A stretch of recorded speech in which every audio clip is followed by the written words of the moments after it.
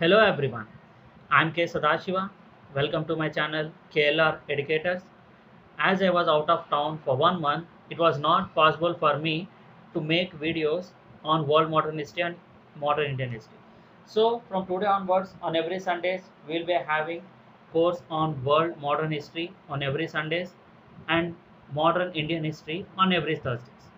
So guys, please regularly watch these videos and follow my videos, and please make running notes which will be helpful for your future reference. So in our previous lecture, we were discussing about the French Revolution.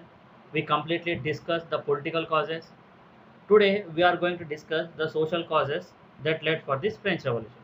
So let's start with our today's lecture. So these are the topics which we are going to cover in our world modern history syllabus. So now we are discussing the French Revolution. So French Revolution.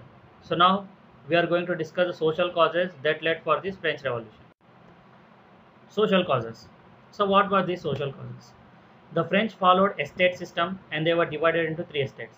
The French at that time were divided into three estates, means the people of the French were categorized into three categories. That is three estates. They were the first estate, it belonged to clergy or the priest of the church. Second estate, it was nobles or the kings or the monarch. Third estate, it was the normal people, the business class, working class, peasants, everyone came in this third estate. So this was the categorization of the French people. First estate, it consists of clergy of Roman Catholic Church. So all the priests of the church, they came under this first estate. Perpetuated all enlightened ideas. Their main motive was to spread enlightened ideas into the people of this French. So these people were dominating both nobles, the monarchs, as well as the normal people. They just accounted for 1% of the total population, but the most wondering thing is they control the 15% of the resources of the country.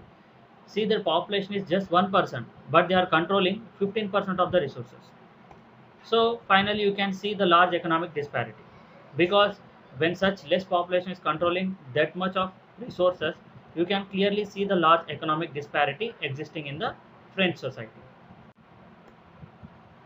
They were exempted from paying any kind of tax, but they were allowed to impose tax on public known as tithe. See, this 1% population of clergies were exempted from paying any kind of tax, but in turn they was imposing tax on normal public, that is known as tithe. See here, the only taxpayers are public, means the public are paying tax to second estate people as well as the first estate people. Tithe means a tax in which 1/10 of an individual's income should be paid to the church, means the 10% of an individual's income should be paid as tax to the church. Pope was the head of the church with bishop and priest working under him. So the bishop and priest were working under this Pope, who was the head of the church at that time. Present also you can see the popes who were ruling many countries. Second estate. So this estate consisted of aristocrats and nobles. Means this estate consisted of aristocrats and kings. As they were having the highest rank in the offices as well as they were kings, they were having many privileges. As you are ruling a kingdom or you are holding a highest rank in the office, you might have many privileges. So they constituted of 2% of the population. The clergy is constituted for 1%, whereas these people constituted for 2% of the entire population. But they control 20% of the resources.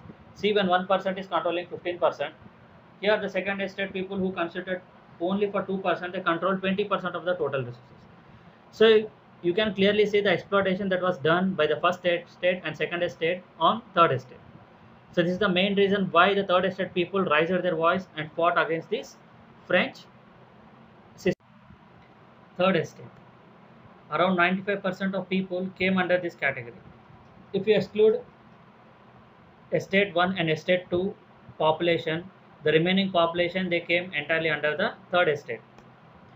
So in this estate, we have three categories of people: businessmen, workers and peasants. So these third estate people were paying huge amount of tax to both second estate as well as the first estate people. So you can clearly see the exploitation that is done by the first and second estate on third estate people. So businessmen, if you take businessmen, they were well educated and strongly believed in enlightenment ideas of liberty and equality. So as these people are well educated, they are well aware of this liberty and equality. So when they know the values of liberty and equality, they believed that some or some other day we should be treated equally, we should be liberal, we should get the freedom. So these businessmen, being educated, they always believed in ideas of liberty and equality, paid high taxes and had no privileges. So as they are the richest of these three people in this estate, the businessmen were paying high taxes and didn't had any kind of privileges as they belong to the third estate. Workers. So it included traders, laborers and domestic servants. Got paid low wages and used to pay high tax. So if you take the condition of the workers and peasants in third estate category, see the businessmen people were rich. They can afford to pay high amount of tax as they were earning high income. But if you take the condition of these workers and peasants, they were paid very low wages. Okay, they were getting very low income where they were paying high amount of tax.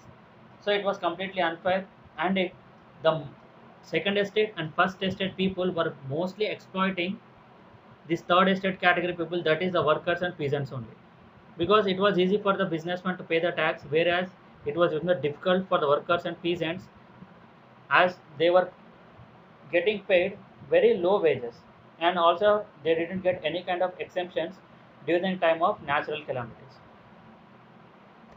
So if you take the peasants, they contributed for 80% of the total population of the third estate people. See, if you take the peasants, okay, they contributed for the 80% of the total population of the third estate people. Just imagine in this third estate also you can find very few businessmen and workers.